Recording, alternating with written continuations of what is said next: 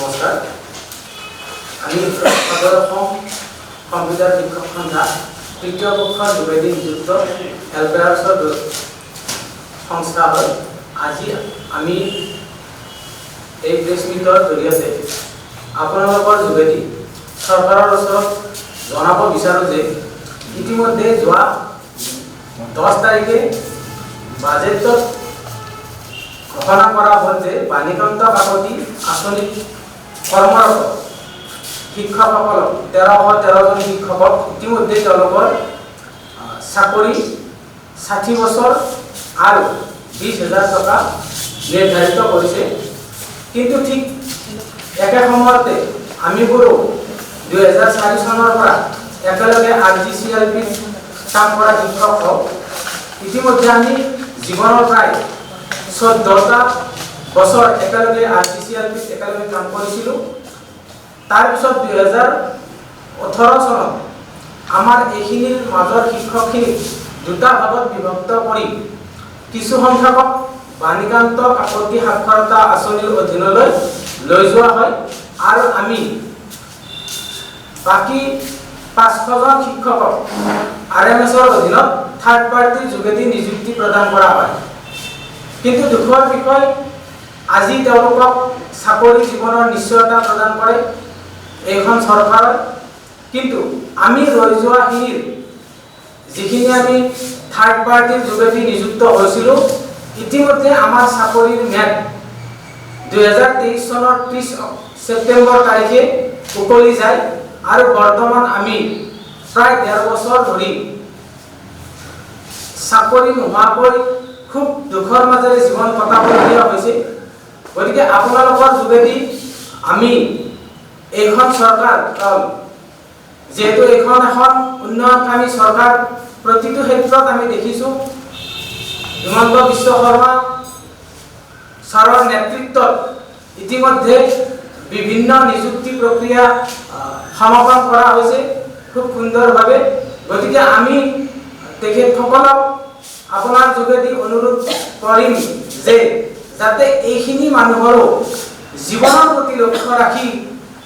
আমাৰ দুখৰ প্ৰতি লক্ষ্য ৰাখি আমাকো যাতে একে আঁচনিৰ আওতাত আনি আমাৰ ভৱিষ্যত জীৱন সুৰক্ষিত কৰে। যিটো সময়ত আমি 2004 চনত কম্পিউটাৰ শিক্ষাৰ প্ৰসাৰতা অসমত খুব কম আছিল, তথ্য প্ৰযুক্তি খুবেই কম আছিলে, সেইটো সময়ৰ পৰা আমি দেহে দেহে হাতী প্ৰতিখন হাইস্কুলত আমি আমাৰ সৰ্বোচ্চ উজাৰি দি আজিৰ সময় পাইছোঁ। আৰু এইখিনি সময়ত আমাৰ মাজৰ বহু সতীৰ্থই তেওঁলোকৰ নতুনকৈ চাকৰি আবেদন কৰাৰ সময় উকলি গৈছে। আমি বিভিন্ন সময়ত শিক্ষামন্ত্ৰী মহোদয়ক লগ কৰিছোঁ, লগ কৰি আমি বাৰে বাৰে অনুৰোধ জনাইছোঁ যে আমাকো বাণীকান্ত কাকতি সাক্ষৰতা আঁচনিৰ ভিতৰত অন্তৰ্ভুক্ত কৰক। কাৰণ যিহেতু সেইখিনি সময়ত 2018 চনত আমাৰ RGCLPৰ মেদ উকলি গৈছিল, তেতিয়া কিছুমান অৰ্হতাৰ বাবে আমাৰ কিছু সংখ্যকৰ অকণমান শিক্ষাগত অৰ্হতা আৰু কিছুমানৰ অকণমান অভিজ্ঞতাৰ ফালৰ পৰা এই মানুহখিনি ৰৈ যাওক। আৰু সেইখিনি সময়ত বৰ্তমানৰ সুদক্ষ মুখ্যমন্ত্ৰী হিমন্ত বিশ্ব শৰ্মা ডাঙৰীয়া শিক্ষামন্ত্ৰী আছিল আৰু তেখেতে আমাক আশ্বাস প্ৰদান কৰিছিল যে যেতিয়া আমি আমাৰ certificate UGC recognise certificate complete কৰিম আৰু যাৰ 4 বছৰৰ অভিজ্ঞতা কমপ্লিট হোৱা নাছিলে, তেওঁলোকৰ অভিজ্ঞতাখিনি সম্পূৰ্ণ হোৱাৰ পিছত আকৌ আমাক বাণীকান্ত আঁচনিত অন্তৰ্ভুক্ত কৰিব বুলি আমাক আশ্বাস প্ৰদান কৰিছিল। আৰু সেই আশ্বাসৰ ভিত্তিতে আমি চৰকাৰৰ ওচৰত বাৰে বাৰে অনুৰোধ কৰিছোঁ আৰু বৰ্তমানৰ মুখ্যমন্ত্ৰী মহোদয়ক লগ কৰিবৰ কাৰণে আমি যত পৰাকাষ্টি চেষ্টা কৰিছোঁ, কিন্তু আমি তেখেতক লগ পাব সক্ষম হোৱা নাই। গতিকে মই আজি আপোনালোকক অনুৰোধ জনাম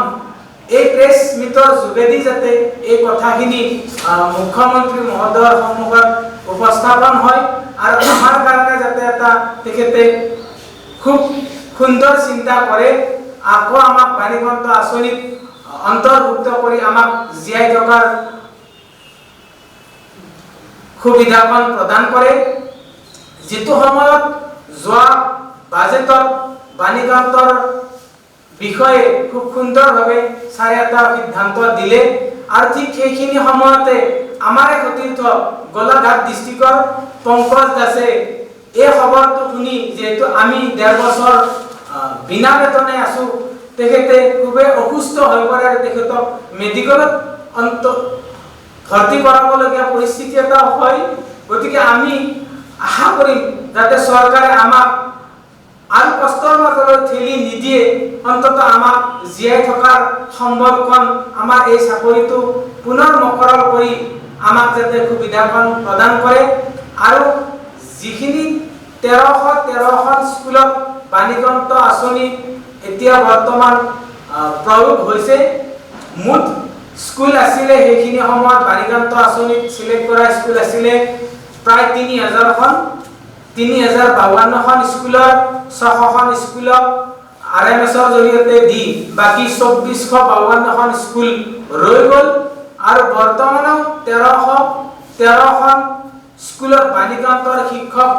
নিযুক্ত কৰাৰ পিছতো বৰ্তমানো 1139খন বিদ্যালয় বৰ্তমানো খালী অৱস্থাত আছে গতিকে আমি আশা কৰিম চৰকাৰৰ যোগেৰে চৰকাৰক অনুৰোধ কৰিম যাতে বাকি ৰৈ থকা স্কুলখিনিৰো ছাত্ৰ ছাত্ৰীও যাতে এই সুবিধাখন পায় তেওঁলোকো যাতে বৰ্তমান ডিজিটেল ইণ্ডিয়াৰ যুগত যাতে তেওঁলোকো ডিজিটেল শিক্ষা গ্ৰহণ কৰাত যাতে চৰকাৰে সুবিধাখন কৰি দিয়ে যেহেতু আমি প্ৰায় 14 বছৰ আৰজিচিএলপি আৰু 5 বছৰ এলপিআৰছৰ জৰিয়তে থাৰ্ড পাৰ্টি কাম কৰিছো প্ৰায় 19 বছৰ কাল গতি এইখিনি সময়ত আমাৰ বিভিন্ন সতীৰ্থই আমি চৰকাৰী বিভিন্ন কামত সহায় সহযোগিতা কৰিছো আমাৰ অৱদান যথেষ্ট আছে আমি ইলেকশন ডিউটিৰ পৰা আৰম্ভ কৰি বহি চোৱা পৰীক্ষা ইনভিজিলেটৰ হোৱা এই প্ৰতিটো কামতে আমি চৰকাৰক সহায় সহযোগিতা কৰিছো গতিকে আমাৰ ফালে চাই চৰকাৰে যাতে আমাক পুনৰ নিশ্চিত কৰে কাৰণ আমি যদি আমি পৰৱৰ্তী পৰ্যায়তো যদি আমি চৰকাৰৰ পৰা সুফল নাপাওঁ আমাৰ চাকৰিটো ঘূৰাই নাপাওঁ তেতিয়াহ'লে নিশ্চয় আমি আকৌ ৰাজপথলৈ ওলাই যাবলৈ বাধ্য হ'ম গতিকে মোৰ এইখন উন্নয়নকামী চৰকাৰলৈ অনুৰোধ যাতে আমাক তেনেকুৱা এটা পৰিস্থিতিলৈ ঠেলি নিদি আপোনালোকে অতি শীঘ্ৰে আমাক পুনৰ বাণীকান্ত আঁচনিত মকৰল কৰি দিয়ে যেন ধন্যবাদ।